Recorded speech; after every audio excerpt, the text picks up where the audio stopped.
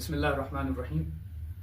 हम ज़ामिन मीडिया के स्टूडियो में जनाब मौलाना सैयद मेहदी नकवी साहब के साथ, जो गुजरात से हैं और मशहद मुक़द्दस में हौज़ इल्मिया जावतुल मुस्तफ़ा में ज़ेर तालीम हैं, और हम आज ईरान के हवाले से, इसराइल के हवाले से और मीडिया में जो अफवाहें फैलाई जा रही है उसके हवाले से कुछ अराइज़ पेश करना चाहते हैं। तो सबसे पहले मैं मेहदी साहब से अर्ज़ करूँगा कि आप वो जो रिसेंटली मीडिया में जो फेक न्यूज़ किसी बरादर ने इंटरव्यू के तौर पे दी थी, ईरान में जो हालात ख़राब हैं और उन्होंने जान बचा के जो निकलने की बात की थी, उसके बारे में कुछ बताएं। बिस्मिल्लाहिर्रहमानिर्रहीम। अस्सलाम वालेकुम। मैं बिलखुसूस अपने बरादर और कुल्लन जहान जहाँ पे शियान हैदर कला है, सबको मैं सलाम अर्ज़ करता हूँ। तो रही ईरान की बात, मशहद मुक़द्दस में कोई ऐसी बात नहीं थी, और खुशी की बात तो ये है कि उस दिन ईद थी, ईद गदीर, और ईद गदीर के दिन हर जगह पे कैंपिंग लगे हुए थे मौला के नाम से। शीरीनी बट रही थी, यानी मिठाई, शरबत, और हर जगह पे खुशियाँ ही खुशियाँ थी। कोई ऐसा माहौल नहीं था, कोई डरा हुआ नहीं था, कोई सहमा हुआ नहीं था। सब बातें हैं और घड़ी हुई बातें हैं। यहाँ पे कोई ज़ियारत पे आता है तो कुछ और बातें करता है हमारे सामने, और उसके बाद यहाँ से जाने के बाद कुछ मीडिया में इनको डरा दिया जाता है, धमका दिया जाता है, या इनको बोलने पे यानी समझाया जाता है कि इस तरह से बताओ, इस तरह से बोलो, और इससे यानी नाम कमाना। एक्साइटमेंट उनके अंदर होता है, या नादानी होती है, या खुद उनको ये उकसाया जाता है कि आप जो है इस तरह से पेश करें। वो वाकई सही बात है आपकी। यानी वो जो मौसूफ ने जो वीडियो में इंटरव्यू दिया है, वो कह रहे हैं कि मैं जो है जंग के हालात ऐसे थे, हमने अपनी जान हथेली रख के जो है वहाँ से निकले हैं, और मैं मोदी जी का बहुत शुक्रगुजार हूँ जो कह रहे हैं, और एम्बेसी वालों का शुक्रगुजार हूँ कह रहे हैं। हालात बहुत ख़राब थे ईरान के, इस तरह से पेश करने की ज़रूरत ही नहीं थी, ना हुआ था ऐसा कुछ जी। यानी आप जिस इलाके में थे वो इलाका था ज़ायरों का, ज़ायरीन का ज़ियारतगाह थी, रोज़ा था वहाँ पे, इमाम रज़ा अलैहिस्सलाम का रोज़ा। मशहद में कुछ भी ऐसा जो है वाक़या पेश ही नहीं आया काबिल तवज्जो कि आप जो है उसको ये कहें कि अटैक हुआ, ना किसी की जान गई, ना किसी को नुकसान हुआ मशहद में। और ईरान पे जो हमला हुआ है वो हमला दाखिली मुनाफिकों ने ही किया है। बाहर से जो इसराइल के जो क्लेम्स है कि हमने बाहर से मारे हैं, वो बस शुरू में ही उन्होंने जब एयर डिफेंस को इनके हैक किया था एक रिपोर्ट्स के मुताबिक, तो वो एयर डिफेंस को हैक करने के नतीजे में इनके वो एयर डिफेंस शुल हो गया था, जिसके नतीजे में उन्होंने लगातार बमबारी की थी वो शुरू में, और वो तेहरान में हुआ था। वहाँ पे कोई ज़ायरीन वगैरह कोई भी नहीं थे। और तेहरान में जो है हालात उतने ख़राब भी नहीं हुए थे कि हम जिस तरह मीडिया में देख रहे हैं। यानी इंडियन मीडिया की तो इंतहा है, वो ये कह रहे हैं कि सारा जो है तेहरान राख राख हो गया है, जल गया है चारों तरफ, मशहद में बमबारी हुई है हर तरह। यानी उनका नैरेटिव ये है कि वो ये चाह रहे हैं कि ईरान को ऐसे पेश करें कि ईरान एक नाअमन मुल्क है और यहाँ पे हर्ज-ओ-मर्ज हो गई है, सिविल वार हो गया है हर तरह से, और इसराइल का भी यही मकसद था कि बदनाम करे मिडिल ईस्ट में और चारों तरफ। इसीलिए फिर इंडियन पॉलिटिशियंस ने भी आवाज़ उठाई। असदुद्दीन अवैसी ने पहले तो ये बयान दिया, उनके ऊपर भी अफसोस की बात यह है कि मुस्लिम लीडर होने के बावजूद उन्होंने ये बातें नहीं समझी, कि बाद में फिर बयान देते हैं इसराइल के ख़िलाफ़, और पता नहीं ईरान के सपोर्ट में उन्होंने कुछ ऐसे कहा है या नहीं, लेकिन खुल के जो है इसराइल के ख़िलाफ़ तो कहते हैं हद तक। तो वो जो शुरू में वो बयान दे रहे हैं उसमें भी कई लोग पैनिक हो गए। यानी इंडिया में हैदराबाद में शायद गालिबन उनकी तकरीर थी, उसमें उन्होंने कहा कि ईरान में कई स्टूडेंट्स जो है फंसे हुए हैं और उनको जो है बचाने की ज़रूरत है। भाई कोई भी फंसा हुआ नहीं था इधर, स्टूडेंट्स तो पढ़ाई की नीयत से आए थे और पढ़ रहे थे। हाँ, तेहरान थोड़ा सा जो है नाअमन हुआ था, क्योंकि वहाँ पे ड्रोन्स के ज़रिए से वहीं के ईरानी जो जासूस थे, मोसाद के लिए जो काम करते थे, वो लोग हमला कर रहे थे जी। कोई जो है बाहर से कोई हमला हो रहा है और सिविलियन एरियाज पे हमला हो रहा है और जो है पूरा तबाह तारा जैसे गज़ा में हो रहा है, वैसा कुछ भी नहीं हुआ था।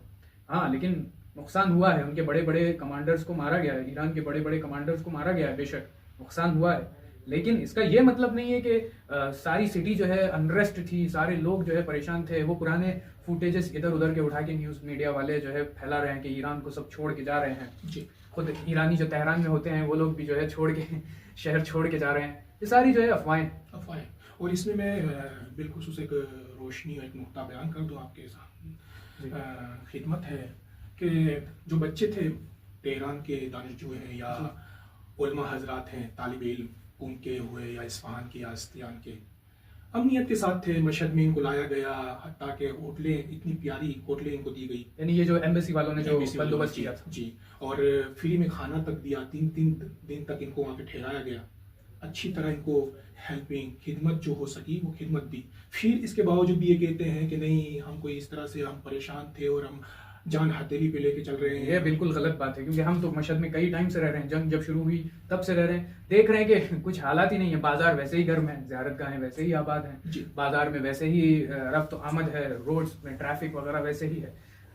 लोग जो परेशान हुए थे वो फ्लाइट्स की वजह से थे कि फ्लाइट्स रुक गई, लेकिन इंडिया जब पहुंचे तो बाज़ लोगों ने ऐसा जो है रिएक्शन दिया, जिनमें एक मौलाना साहब भी है, उन्होंने भी जो है ऐसा रिएक्शन दिया, जैसे मसलन बहुत बड़े ऐसे जो है गंभीर सूरत हाल में ये थे, वहाँ पे फंसे हुए थे, और वहाँ से इंडिया ने और मोदी जी ने बचा के इनको जो है वहाँ से निकाला। जैसे यूक्रेन की बात थी तो उस स्टूडेंट ने कहा था कि अपने बाप से, पापा मोदी जी ने वार रुकवा दी हमको बचाने के लिए। तो ये असल मोदी जी को हीरो बनाना चाह रहे हैं।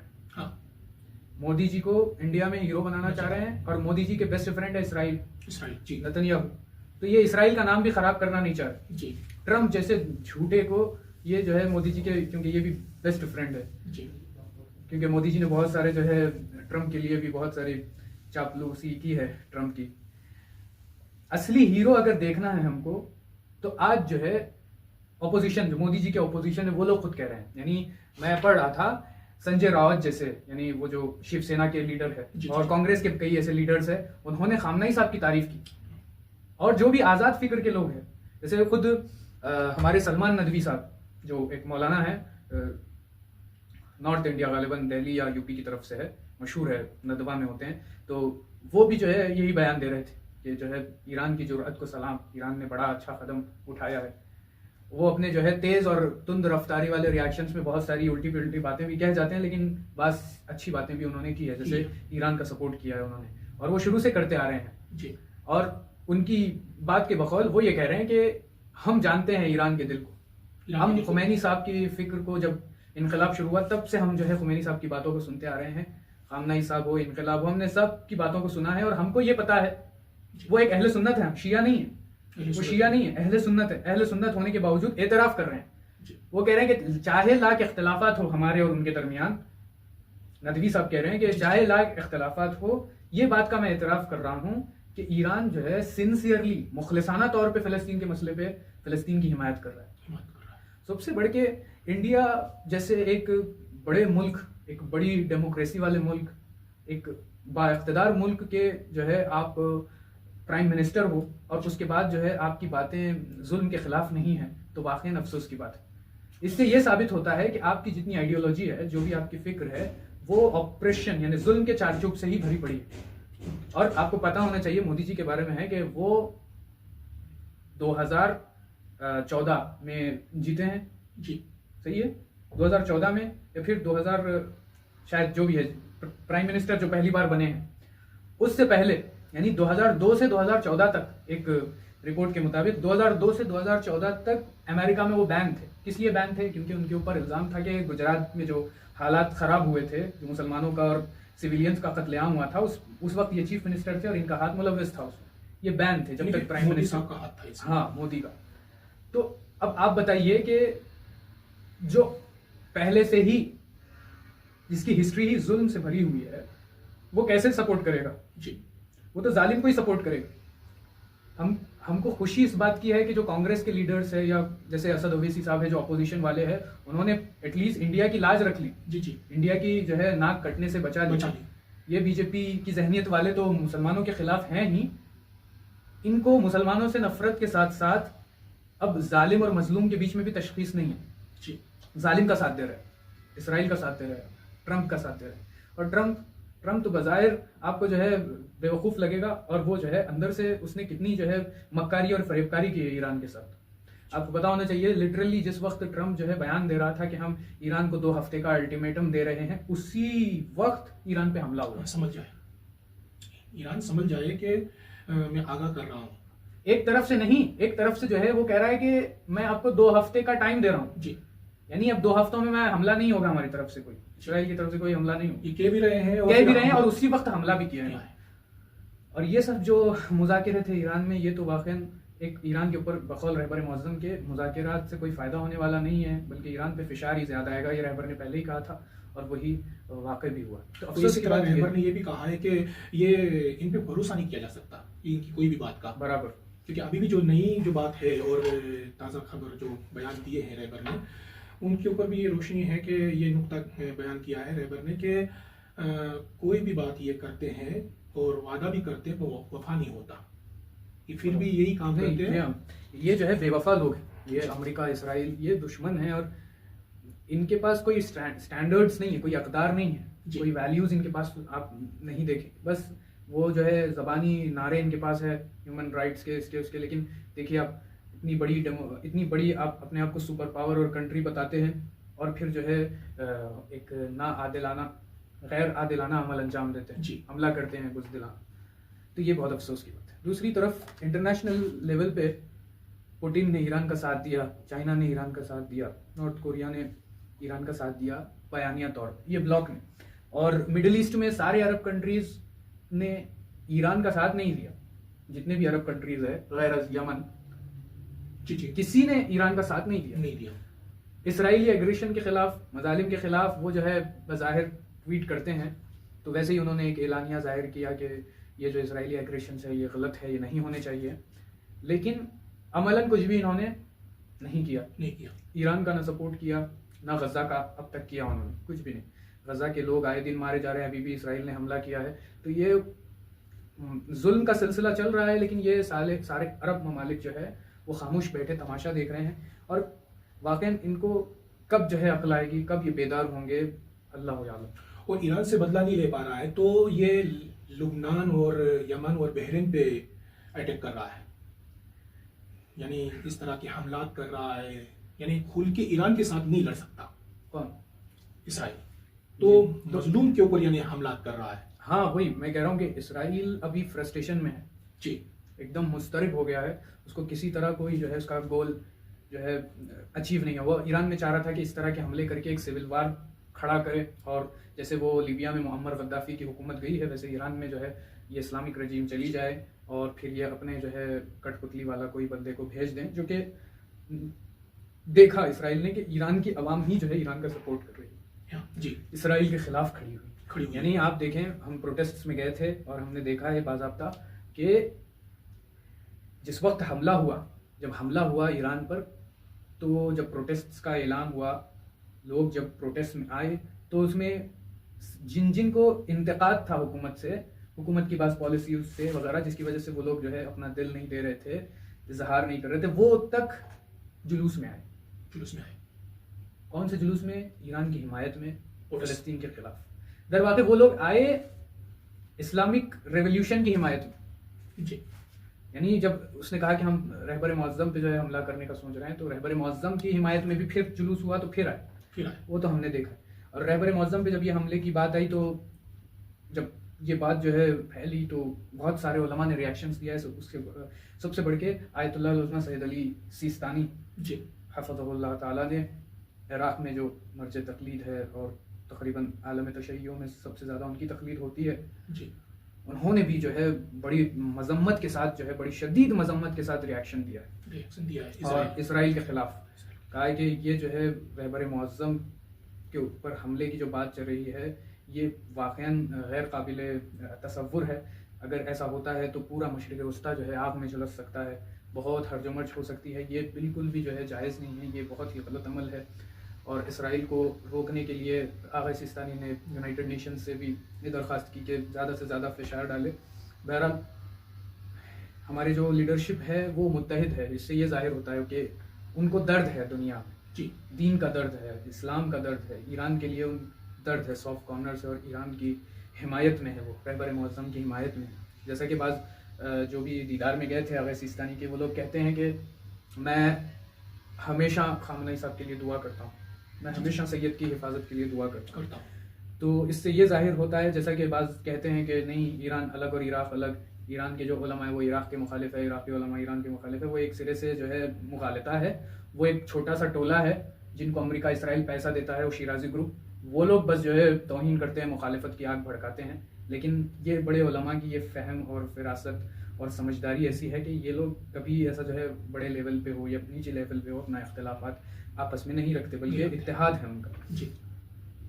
अरब कंट्रीज़ तो चुप्पी लगा के बैठे हैं, बकौल एक बंदे खुदा के कह रहा था कि गज़ा के वार में गज़ा का सिर्फ एक ही भाई है ईरान, बाकी बहनें हैं, और बहनें तो दिफा नहीं कर सकती, बस भाई कर सकता। हाँ, बहनें क्या करती हैं, यानी वो कह रहा है कि जैसे ख़वातीन होती है वो तो जंग नहीं लड़ती, वो तो बस चीखती हैं चिल्लाती हैं, तो ये सारी बहनों ने सोशल मीडिया पे बस चीखा है, जो यानी हम शदीद अल्फाज में मजम्मत करते हैं, बस किस हद तक का है बस। लेकिन बाज़ ने तो वो भी नहीं कहा, इतनी खूनसर्दी है, इतनी नामर्दी है, बाज़ ने तो वो तक नहीं कहा, बल्कि गज़ा के जो दुश्मन है, फ़लस्तीन के जो दुश्मन है इसराइल, उसके नेतन्याहू को और उनकी टीम का इस्तकबाल किया, ट्रंप का इस्तकबाल किया। यूएई में आपने देखा होगा कि ईरान, दो कंट्रीज़ का मुकायसा करें तो ईरान अपना सारा सरमाया गज़ा और फ़लस्तीन के दिफा में और ये अमरीकी इस्तकबार के खिलाफ लगाता है, लेकिन यूएई वगैरह ये जो अरब ममालिक अपना सारा सरमाया अमरीकी अहदाफ को पूरा करने के लिए लगाता है। यानी ट्रंप को खुश करने के लिए जो है वो एक ड्रामेबाजी उन्होंने जो शुरू की थी जी, वो देखा आपने कि लड़कियों को जो है अपने एक कल्चरल वे में जो नचा रहे थे, सर के बाल जो है खुले थे और वो ट्रंप का इस्तेकबाल कर रहे थे। ट्रंप ने भी जो है वहाँ पे बहुत र्यूड बिहेवियर उनके साथ इख्तियार किया और टेढ़ा जवाब भी दिया। बहरहाल बहुत बड़ी यानी कि कहा कि सऊदिया मेरी निगाह में गाँव है।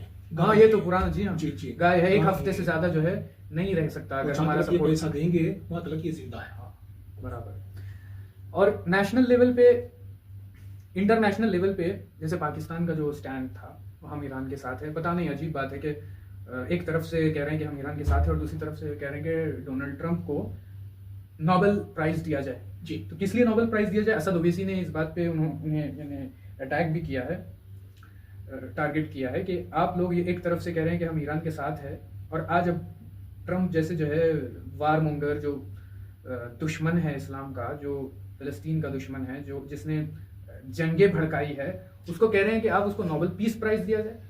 पाकिस्तान आप ये कह रहे हैं, तो उन्होंने इनको खूब जो है टारगेट किया है इस मौजू पे। लेकिन अफसोस की बात है, और लेकिन पाकिस्तान में भी बाशऊर लोग जो है उन्होंने इस बात की मुखालिफत की है, लेकिन दौलत पाकिस्तान का ये जो अमल था वाक़ईन बहुत ताज्जुब आवर था। तुर्की तो हमेशा से पता है आपको मुनाफिक तरीन हुकूमत है। असल उस एक बरादर के बकौल वो ये चाह रहा है कि मशरिक़ वस्ता में इसराइल ईरान को जो है पूरी तरह क्रश कर दे।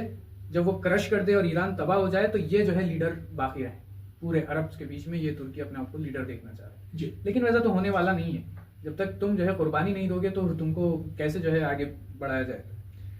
फ़लस्तीन हो, गज़ा हो, और जितने आज़ाद फ़िक्र के लोग हैं, जो हुर्रियत पसंद लोग हैं, वो सब ईरान को अपना मुक़्तदा मानते हैं। आज पूरी दुनिया में आप देख रहे हैं कि ट्वीट्स वगैरह जितने भी लोग हैं वो सब रहबर मुअज़्ज़म की तायीद कर रहे हैं, हिमायत कर रहे हैं जी, और तारीफ़ कर रहे हैं। हत्ता कि वो लोग भी जो मुखालिफ हैं वो भी जो है तारीफ़ कर रहे हैं। आगे नेशनल लेवल पे अगर बात की जाए तो इंडियन न्यूज़ मीडिया जो है वो तो पूरा बिका हुआ है। वो तो उनकी नज़र में जो हीरो है वो कौन है? वो इसराइल है। उनकी नज़र में हीरो कौन है? मोदी जी है। मोदी जी के बेस्ट फ्रेंड इसराइल। जी, तो ये क्यों नहीं कहते जब इसराइल ऐसी बातों को कहता है कि मैं अमनियत चाहता हूँ, मैं लोगों को कोई नुकसान नहीं पहुंचाऊंगा, फिर नुकसान कैसे पहुंचाता है?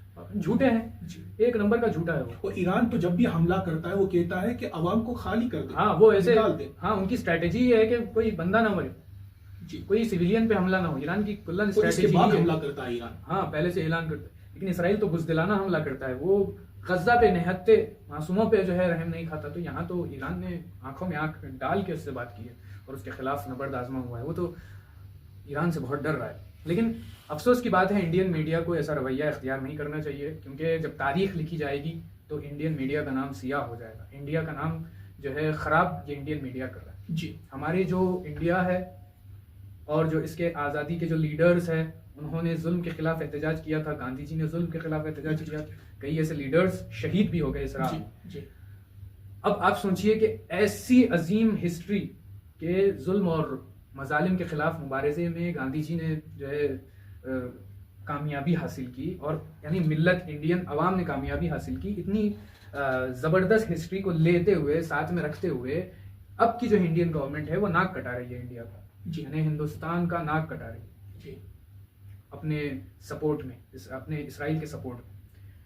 तो कांग्रेस ने जो गांधी जी की आइडियोलॉजी को आगे बढ़ाते हैं, उन्होंने खूब जो है मोदी जी पे और दूसरों पे तनकीद की है और कहा है कि आप लोग जो है ये सही नहीं कर रहे हैं, ईरान का सपोर्ट करना चाहिए, खुल के सपोर्ट करना चाहिए इसराइल के खिलाफ, इसराइल जालिम है, ईरान मजलूम है। और इन्होंने गज़ा के ऊपर और फ़लस्तीन पर भी हिमायत अपनी जाहिर की थी, जैसा कि उनके बयानात में है। कांग्रेस लीडर्स ने ऐसा किया, लेकिन बीजेपी लीडर्स वैसे ही फिक्र रखते हैं जो मोदी जी रखते हैं जी। दूसरी तरफ है खुद इंडिया की इंटेलेक्चुअल जो तबका है, वो भी इंटेलेक्चुअल तबका भी ईरान का सपोर्ट करता है जी। फ़लस्तीन का सपोर्ट करता है, गाज़ा का। वाकई अगर सालिम अक्ल वाला है तो ज़रूर इसका सपोर्ट करेगा। इसी सिलसिले में एक्स प्रेसिडेंट वाइस प्रेसिडेंट जो थे इंडिया के, उन्होंने भी अच्छी तरह से जो है, हामिद अंसारी साहब ने भी अच्छी तरह से इस मौजू पे बात भी की है और ईरान का सपोर्ट भी किया है। मैं सजेस्ट करूंगा अपने व्यूवर्स से कि वो जो है वीडियो आप ज़रूर देखें, जिसमें x vice president Hamid Ansari साहब का जो बयान था। अब कम्युनिटी के लेवल पे आए तो हमारी कम्युनिटी में कई मुसलमानों ने, यानी मुस्लिम कम्युनिटी की बात करें तो कई मुसलमानों ने, कई मुस्लिम लीडर्स ने, कई इमामों ने ये बात जाहिर की है कि हम इतने सालों से गलती पे थे। वो ये सोचते थे कि ईरान अपने मफाद के पीछे है, लेकिन अब वो समझ गए कि ईरान वाकई इसराइल से, ये लोगों को ये बताया जाता था कि ईरान जो है अमेरिका से पुश्त पर्दा हाथ मिलाया हुआ है जी।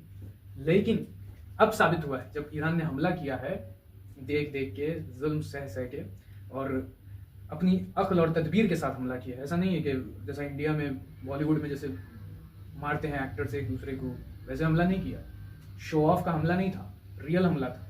ऐसे मारा है कि इसराइल जो है सीज फायर की मांग करने लगा जी अमेरिका के जरिए से। अब वो ट्रंप वगैरह की तो वो तो एक नुमाइशी बातें हैं।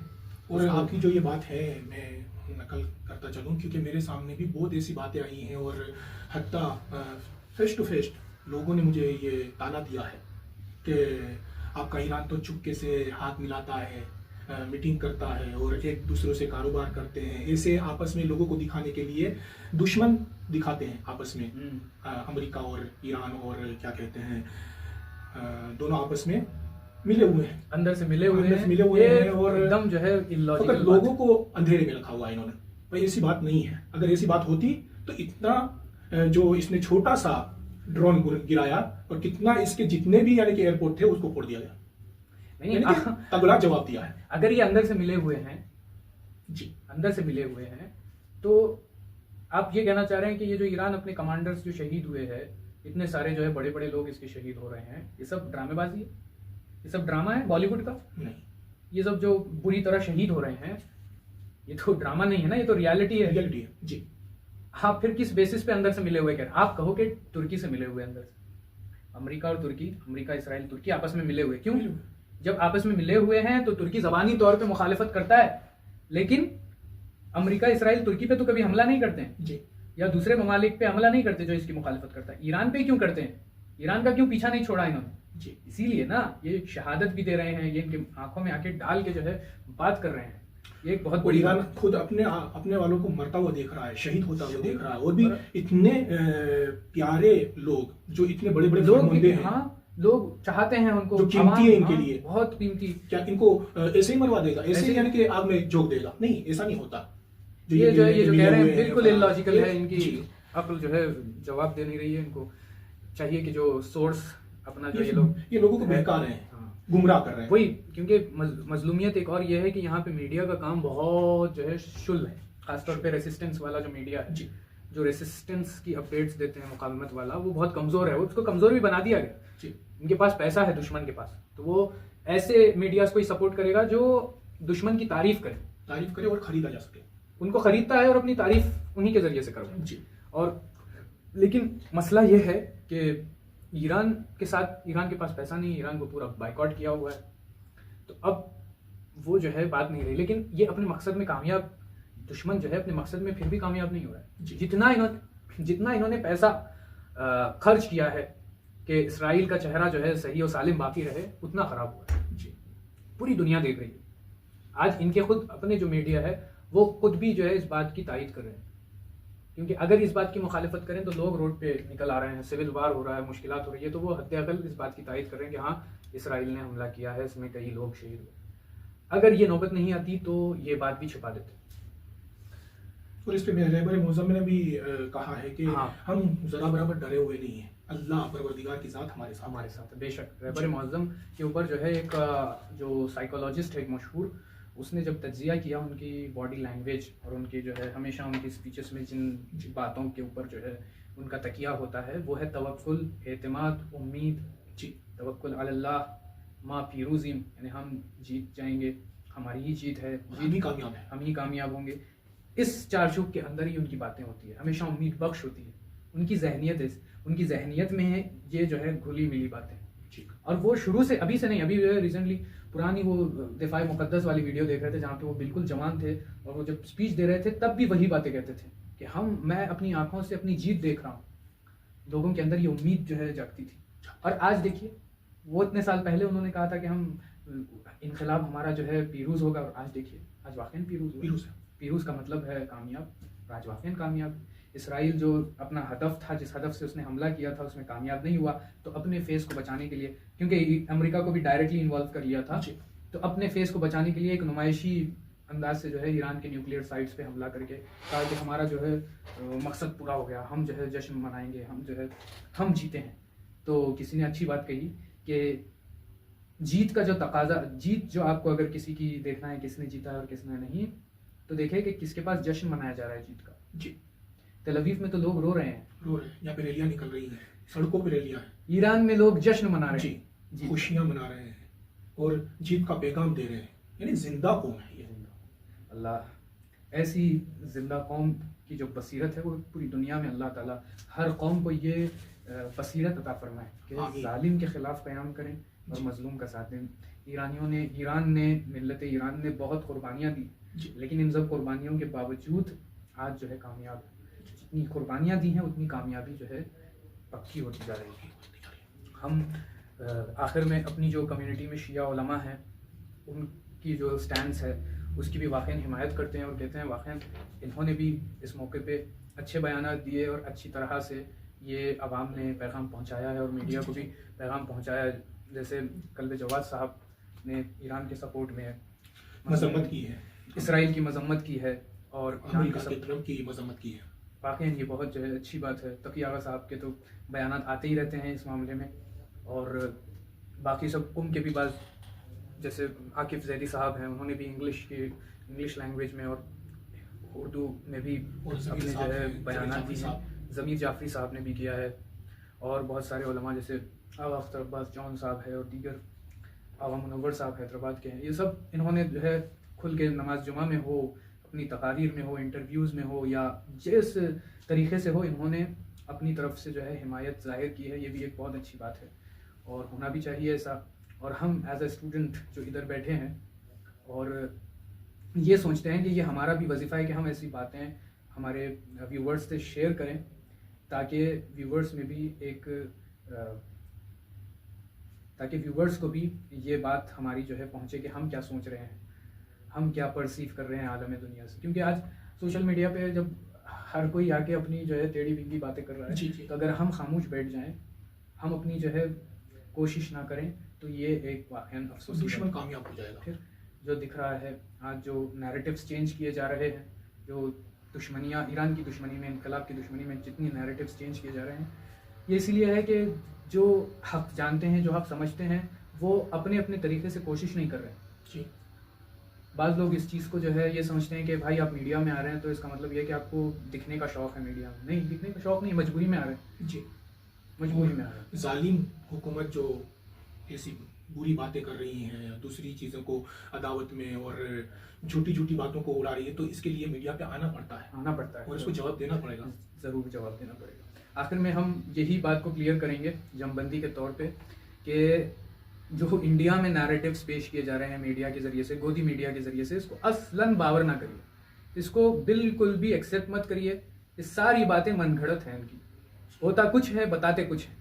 और बाज़ जो है ज़ाहिरीन जो यहाँ से गए हैं वो शायद एक्साइटमेंट का शिकार हो गए या पैनिक हो गए या फिर उनको ये जो है उकसाया गया कि तुम ऐसे बोलो मीडिया के सामने, तो उन्होंने कहा है क्योंकि ईरान में ऐसे कुछ हालात नहीं थे, सब आराम से थे, किसी के 1-2-4 दिन जो है आगे या पीछे रुकना पड़ा है ईरान में, तो बस वही रुके हैं, उसके अलावा कोई ख़ास उनको परेशानी नहीं हुई, ना कोई हमले में उनको कोई परेशानी हुई है। हम तो मशहद में ही थे, जैसे इंडिया में दिवाली होती है वैसे मशहद में एयर डिफेंस काम कर रहा था, तो दिवाली की तरह जो है चमक रहा था बाज़ औक़ात आसमान। तो वो भी इसलिए था कि वो जो छोटे छोटे ड्रोन्स जो असेंबल किए हुए थे मुनाफिकीन ने ईरान में खुद, वही कोशिश कर रहे थे कि इनके जो है एरियाज जो ख़ास है उस पर मारा जाए। तो अल्हम्दुलिल्लाह एयर डिफेंस ईरान का बहुत ज़बरदस्त है। इसराइल ने जो हमला पहला किया था वो इसीलिए किया था क्योंकि अगर एयर डिफेंस ईरान का काम करेगा तो इनका जो है मकसद पूरा नहीं होगा, कमांडर्स को मारने वाला। तो उन्होंने सबसे पहले एयर डिफेंस को हैक किया रिपोर्ट्स के मुताबिक, और जो है पहले एयर डिफेंस पे जो है हैक करने के बाद फिर उन्होंने अपना हमला किया। और ड्रोन्स का जो सिस्टम है वो ऐसा है कि वो जब असेंबल होता है उसमें जो छोटा सा बारूद वगैरह, आधे किलो का बारूद उसमें जो है ड्रोन्स में लगा दिया जाता है, वो जो चलता है और किसी अगर एक फ्लैट में, एक घर में अगर अंदर चला जाए तो पूरे घर के लोगों को उड़ा सकता है छोटा। तो वो कैसा है, वो तो खुद ईरान में जो है असेंबल हो रहा था, इलीगली बॉर्डर से लेके आ रहे थे और यहीं पे बना के बास मोसाद के ऑपरेटर्स उसको जो है उड़ा के नेविगेट करके ब्लास्ट कर रहे थे।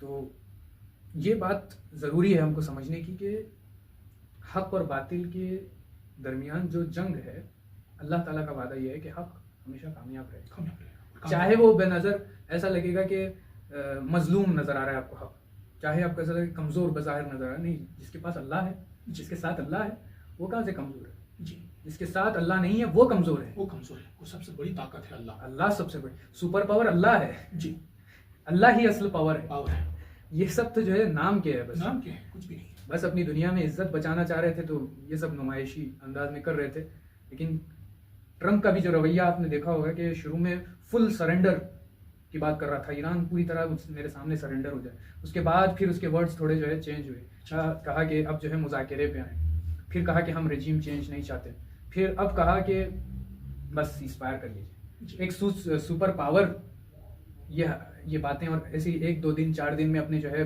बातें बदलती है, अपने वर्ड्स पे बाकी नहीं रह पाते।